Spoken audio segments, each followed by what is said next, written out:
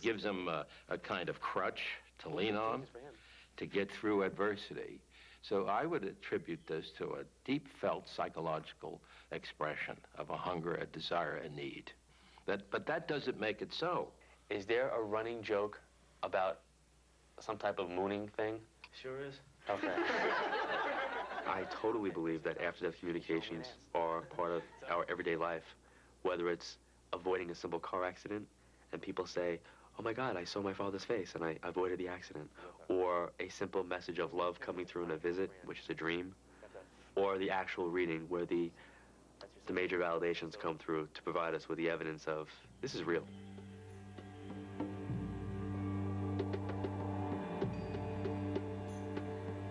I think that the abiding myth that we will live on is the cradle of virtually all mythology. It's a universal in human experience. I think the notion that immortality is a con game the human mind is playing on itself is absolute nonsense. I think we have intimations of immortality, as Wordsworth put it, because we are immortal. American culture is so, what I call spiritually dumb on the notion of death. And other cultures are so much more what I call spiritually intelligent. The fact that we make such an issue over is there scientific proof for some kind of survival of death, in many ways is specific to modern Western culture. A lot of traditional, indigenous, simpler sorts of cultures where religion sort of permeated the fabric of everyday life wouldn't see this as an issue. Not only were people taught to believe that in their religious upbringing, but a lot of apparent psychic phenomena happened that seemed to prove it. People would dream of the dead, and obviously they'd received a communication from a loved one, you know, and the emphasis was on what did the communication tell you, not on is it possible for people to communicate.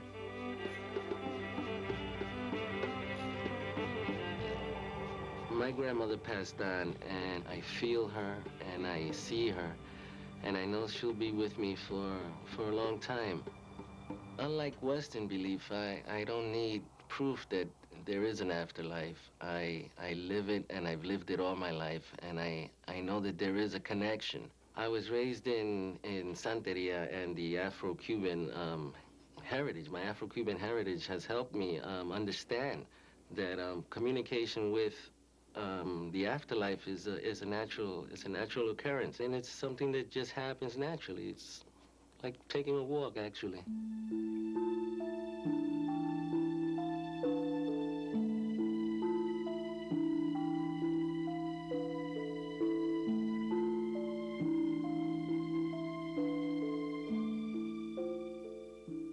When the topic of survival of consciousness comes to mind, there's immediately a paradox also comes to mind.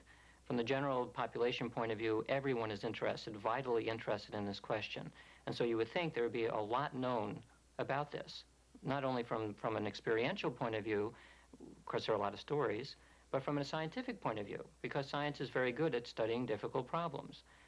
But the fact is that there isn't very much that's known scientifically. I think the big reason that most scientists don't even know you could investigate survival of consciousness, much less actually look at it. They're psychologically very ambivalent or afraid about opening up that box of what's the meaning of my life. Suppose they didn't find any. So it's better to push the whole thing aside, say there's nothing to find. We know quite well how to study these things. It's just going to take a long time because we have kind of a problem here. We're studying, does consciousness survive? Okay, that's a good question. Well, let's begin by saying, what is consciousness? We don't know. So maybe someday when we figure out what consciousness is, we'll be able to study whether it survives. But until then, it's going to be a giant guessing game. We should have hundreds or thousands of scientists with the greatest psychological sophistication, studying hundreds of mediums to really get at this. But now the real question I would ask is, do we leap in and do we allow an act of faith to say this is true when it is not sufficiently or objectively supported? And the skeptic would say, no, don't deceive yourself.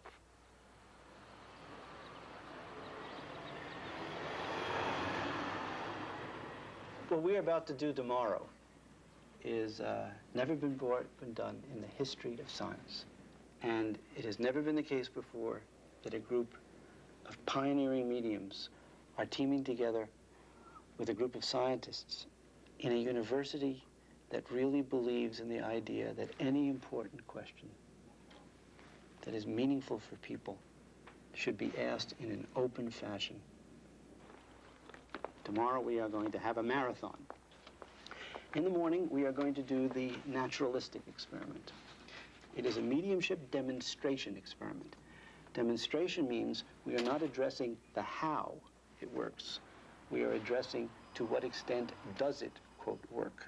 Okay, this is what we're going to do first. We're going to put a cap on you that has 19 electrodes. During the experiment, we will be recording your electrocardiogram, your heart waves, and your electroencephalogram, or your brain waves. What is that? It increases the conductivity. These data might tell us something about how a medium's heart and brain are connecting with the sitter's during a reading. I'm going to insert with a blunt needle some gel through. My name is Patricia Price. I'm from approximately 30 miles west of Phoenix. It's a small community, mostly cotton farmers. Okay, so are you ready? Sure. Okay. No, I don't feel like a guinea pig, not at all. I don't. Like I said, I'm very excited. This is an opportunity. This is the very first time, yes. And I'm I'm quite proud to be part of this research, so. For sometime between 10 and 15 minutes, you and this person will sit together and you will do whatever you do in your own way. Don't start doing anything yet because we have to... We've added these controls to the experiment. We've ensured that you and the subject have never met. There will be no eye contact, so a screen will separate you. The sitter will give you only yes or no answers. You will share no information with the other mediums. Don't share a word of anything until the entire thing is over. Don't have to worry. Now, during the reading, the sitter will make subjective judgments rating the extent to which they personally feel that you are making a recognizable contact with a specific deceased loved one. The videotapes are running continuously. Before we start, I want you to understand real clearly how I work, okay? Okay. You've never done this before? No. Okay, then we're fine. Okay, two things. I have to tell you just very, very, very, very fast here. I'm getting a couple people around you very, very strong. Your papa's gone, please? Your papa? Yes. Your father, papa's father. Father's been gone some time, they tell me, Patricia, and I don't know why, but your father gave you your name because he says, I gave her my name, I gave her my name. Okay, what's going to happen is there will be a series of impressions, pictures, and words and things that make no sense to me come through in my mind. I'm going to tell you what I'm seeing, hearing, and feeling, and basically ask you to confirm and verify it simply by yeses or nos. Okay. Okay, the first thing that's coming through is it's telling me to talk about a male figure to your side. A male figure to your side would be a husband or a brother who has crossed over. Do you understand that? Yes. Okay, actually there's three. There's three. They're showing me one seems to be like a husband figure to you. Do you understand that? Whatever I say to you, just acknowledge with yes, no, or that you understand only. Also, who you least expect may show up along with who you hope will. Doesn't matter how close you were to them, how long ago they passed on, or whatever. Okay, well, first of all, a male presence around you. They talk about the younger male that passed. Does that make sense to you? Yes. Okay, because whoever he is claiming he was the first one in the room, so I guess he wants the credit of coming first. Okay, as I'm tuning myself with you now and I'm beginning to feel the touch of spirit, I see a woman that she's very close to you from the world of spirit and has been for many years. She has particularly pretty eyes, rather large, wide-set eyes, highly arched brows. It didn't stay that way. You will recognize my names maybe someday, but not. How are you doing today?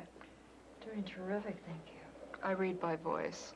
So by hearing just your voice, not information, just your voice is enough.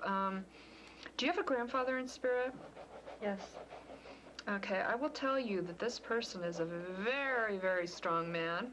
He comes through with a lot of zest, a lot of energy, very strong. We have had quite a day today. Just to review what happened, there were 6 people that were listed as possible visitors. Every one of them was observed at least once. In addition to these 6,